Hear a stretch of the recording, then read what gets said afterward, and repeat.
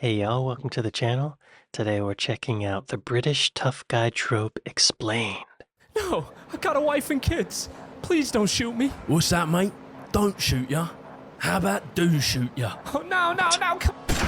5:30. Nice. Just in time for the footy. The British hardman archetype is one of the most popular characters in television and film, and it completely broke the classical stereotype of your average British man. I'm certainly not part of the aristocracy. That's definitely true. I'm a man of the people.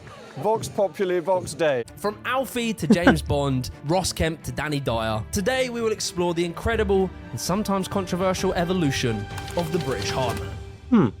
This is an interesting subject. I literally just reacted to a video about the top 10 British gangsters. They all seem to come into their own in the 1950s or after that.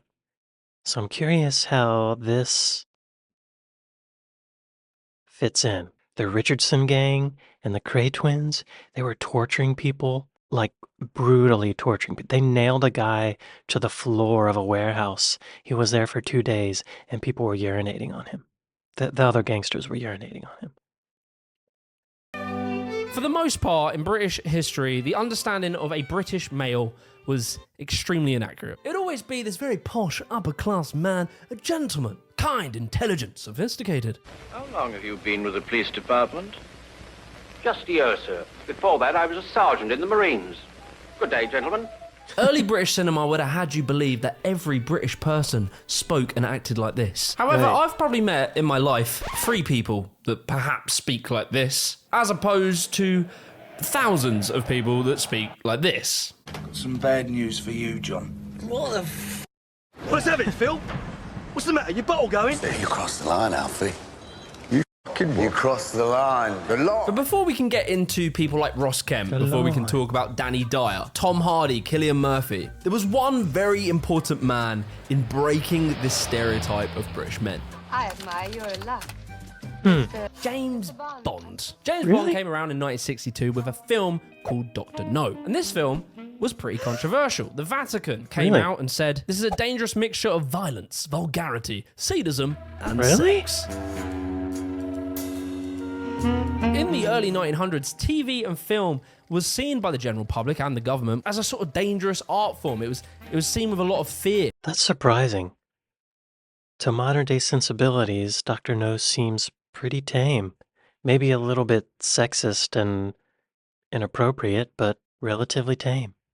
So this was the beginning of the tough guy thing he's saying, which is weird because Sean Connery's James Bond seems so refined and proper to me. Was seen by the general public and the government as a sort of dangerous art form. It was seen with a lot of fear. The BBFC was established, and in 1934, the Hays Code was established in Hollywood. Basically, to stop the government breathing down the film industry's neck, they made a bunch of self-imposed rules of what you can and can't do or say in a movie. And so, class, if we open our Hays Code guideline book and we turn to the chapter of Be Carefuls, on number 12, we will see sympathy for criminals.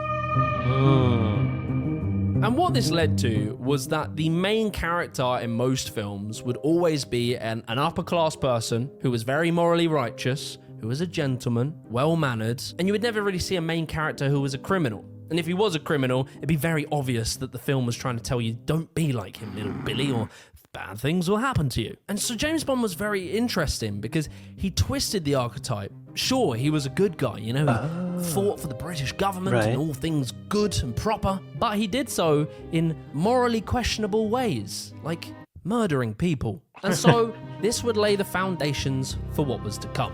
Okay. Okay. So because James Bond had a gray morality, even though he was fighting for the side of good, that gray morality seeped in. People liked it. People wanted more. I think that's what's going to happen. You're fucking gangster, huh? The geezer. to the game?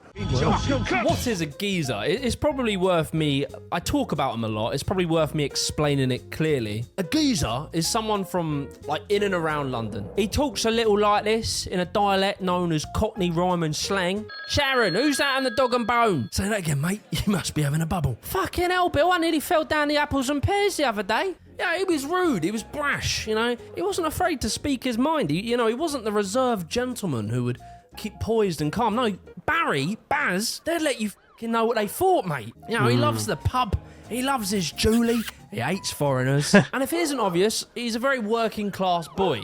And he's fucking proud of it, mate. But the one thing that is the most important about the geezer is that he not only loves, but his life orbits around football. Oh. Interesting. I remember reacting to a video about British pulp culture, and they explained the geezer, or the geezer, as an older man who hangs out at the pub. But I guess this is a different sort of connotation of the geezer. Working class, not afraid to say what he thinks, football fan.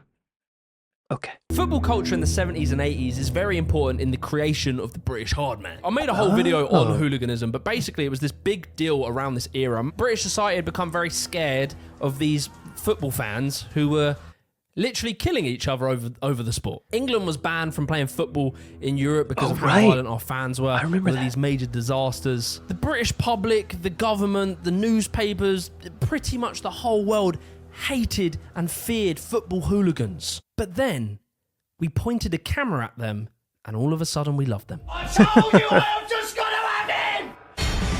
This is what it's all about. It's what we live for. I'm just another bored Mal approaching 30 in a dead-end job who lives for the weekend. Films about football hooliganism was just everywhere. You couldn't escape them. In 1988, the film The Firm came out.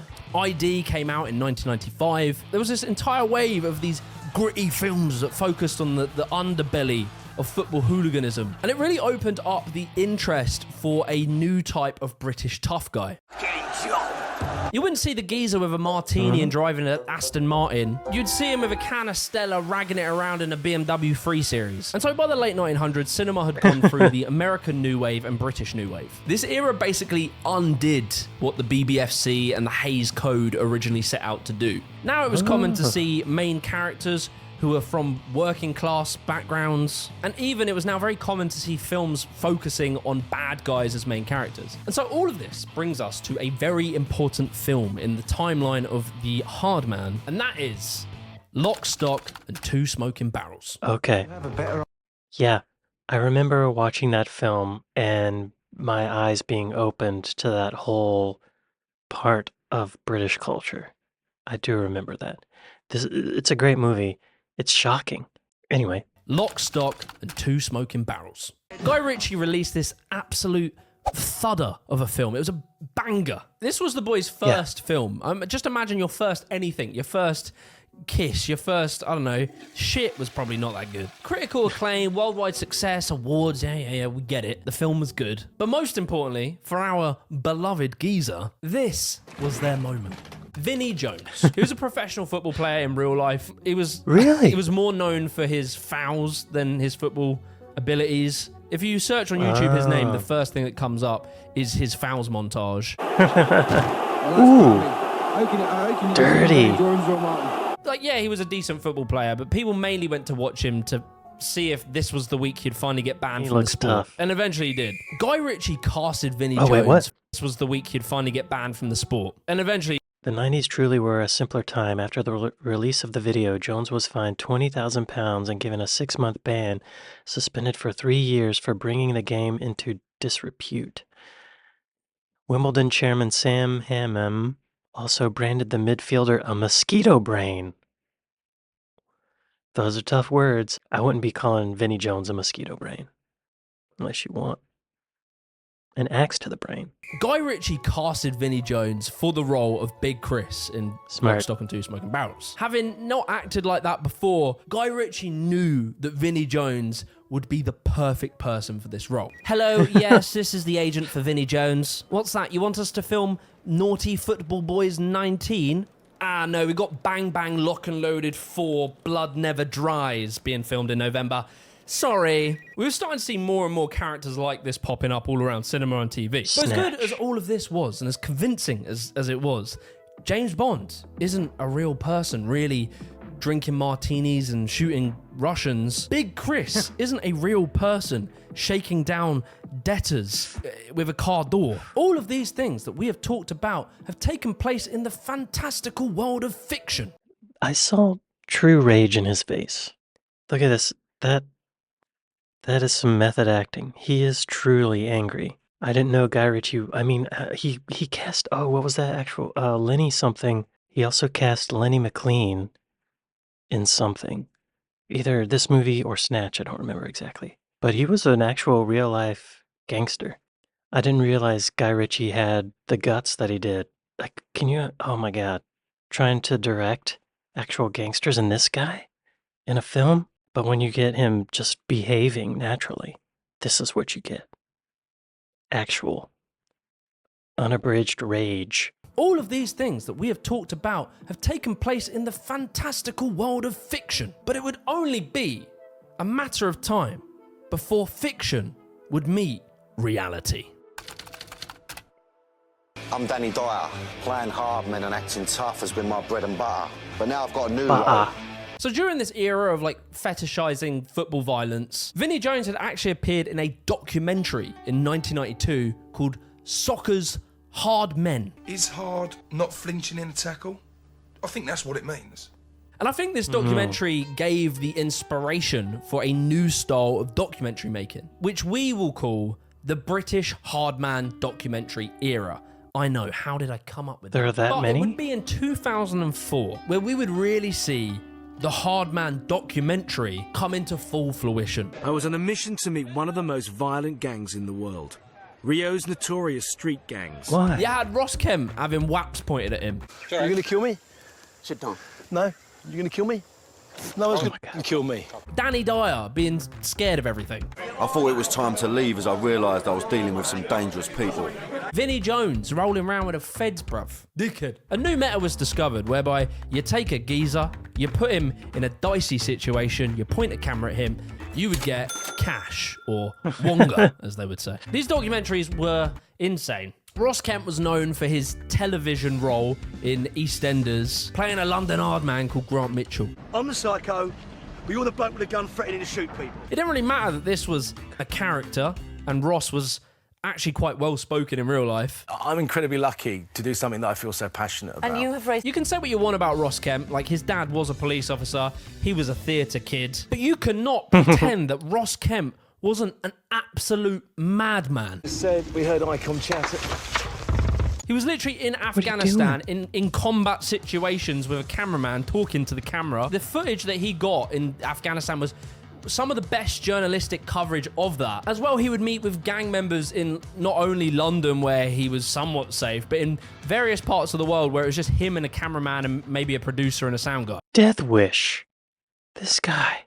The thing that I thought was the most impressive so far was that it looked like real footage of someone pointing a gun at him, and he like grabbed the gun and said, are you gonna kill me? Are you gonna shoot me? Whatever it was.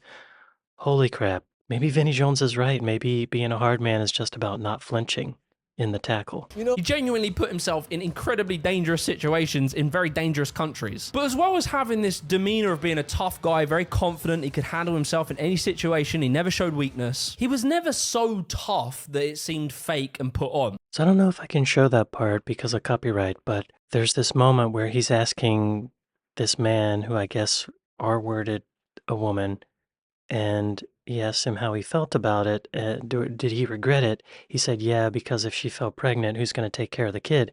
But then he said, but what about the girl's feelings? And the guy didn't know what to say. He just kind of smiled and looked away. He didn't know. I guess he didn't consider that. I'm surprised he would ask that. That's actually good journalism. He would often show his compassion and empathy to complicated issues, why people are in these situations. I guess they've been in some fights on the streets, and he's asking this guy about how he felt about his dad getting stabbed, and he's actually probing into these people's feelings, the feelings of a gangster. That's kind of rare. they're actually replying to him. Hmm.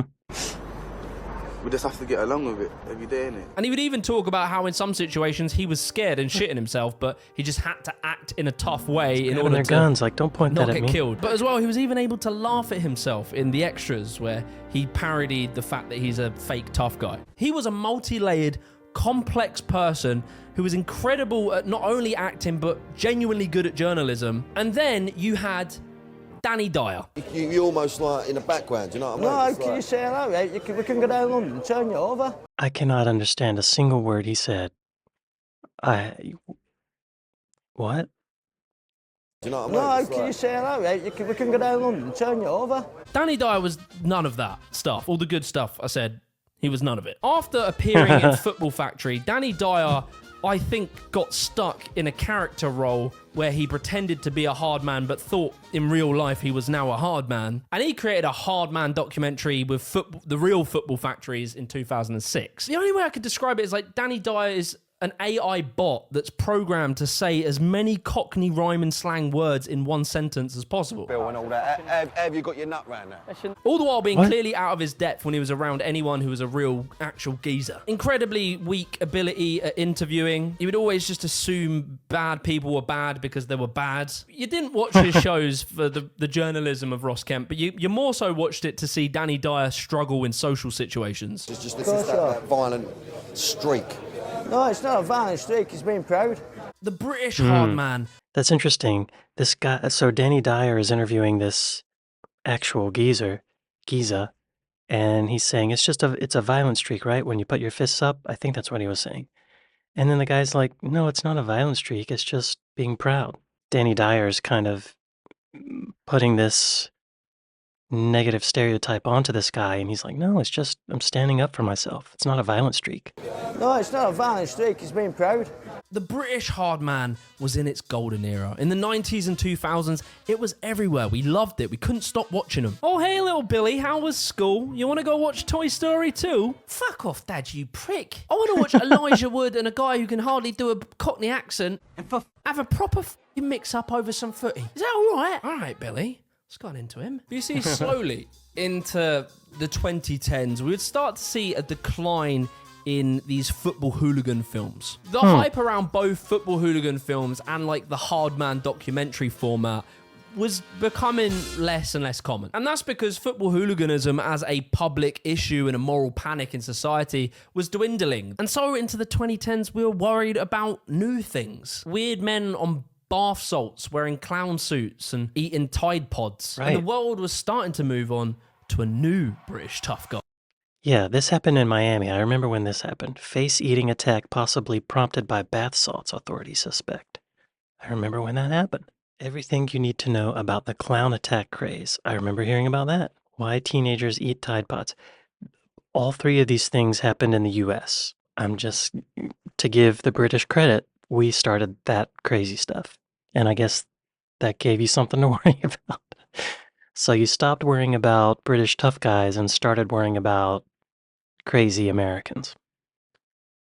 Floridians. The interest for the British hard man and football hooliganism was traded out for the roadman and UK drill. The hard man was being thrown to the side like Woody when Andy got his new Buzz Lightyear toy. And as well, in the real world, when you picture a tough guy who's British, the football hard man geezer is kind of less common now. They of course still exist, but most of them are now in their 50s. They live in the Cotswolds. They drive a Range Rover, watch Jeremy Clarkson and read The Sun. Whilst the young men of today who are rough and ready, they're probably more likely to talk like roadmen as opposed to like the Cockney geezer. Interesting.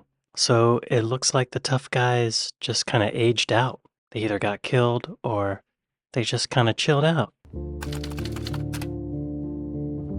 But look, I don't want to pretend that the hard man has disappeared. It hasn't at all. That's not the point I'm making. In fact, it's now just become so mainstream. It's such an accepted role and archetype in cinema and film that it's become one of the default characters you would go to when you want to portray a tough guy. Like, sure, the golden era of the football hooliganism and TV hardman documentary era has passed, but with actors like Jason Statham, Tom Hardy, and of course now Cillian Murphy, who's dominated, and he actually introduced a new type of tough guy through the role of Thomas Shelby in Peaky Blinders. He showed that British people can actually exist outside of London. And everyone loves Cillian Murphy doing the cool, calm, Sigma male edited with some hip-hop beat. The British Hardman took the notions of what it meant to be British and what a tough guy from England can look like and depicted it in a very gritty, down-to-earth and much more real way, like what a real tough guy from England would probably behave like. I really think why the British Hardman was so successful was because of the juxtaposition it created. The mental image that most people have of what British people are like being contrasted with that of the British Hardman. It pushed boundaries, it bent the rules, and ultimately, it's just pretty fucking cool. And I think slowly now in 2024, the world is starting to realize that England isn't Harry Potter. I'm just waiting for Luton, the movie, to come out, and then you guys will really understand why we complain about this place. Oh, fascinating. It's amazing what an effect those Guy Ritchie films had on this whole trope. He cast actual tough guys in his films. It's fascinating that it came from football. It makes sense. And I'm trying to think, what films has Guy Ritchie made recently? Is he still making those kinds of films? I kind of don't think so. He did Sherlock Holmes. That's kind of The Covenant, Operation Fortune, Wrath of Man, The Gentleman, Aladdin? Oh, he did the screenplay for Aladdin. Snatch.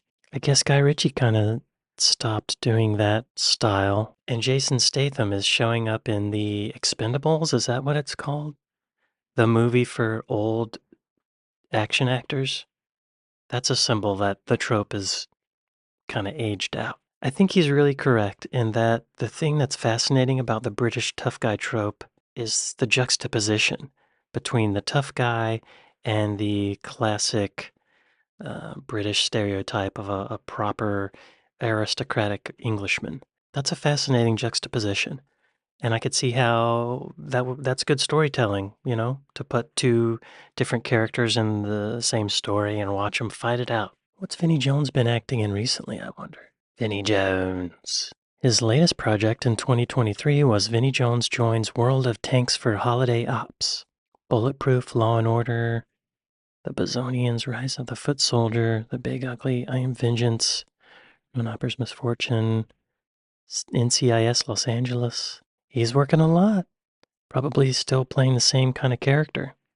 Oh my God, look at all these projects. Wow. He is working. Good for him, man. Look at all these projects. What a career. I'm jealous. I'm very envious. Vinnie Jones, congrats, my boy. I would be interested to hear his take on this. And I'd be interested to see if he notices a difference in his time of playing that character from Lock, Stock, and Two Smoking Barrels to now.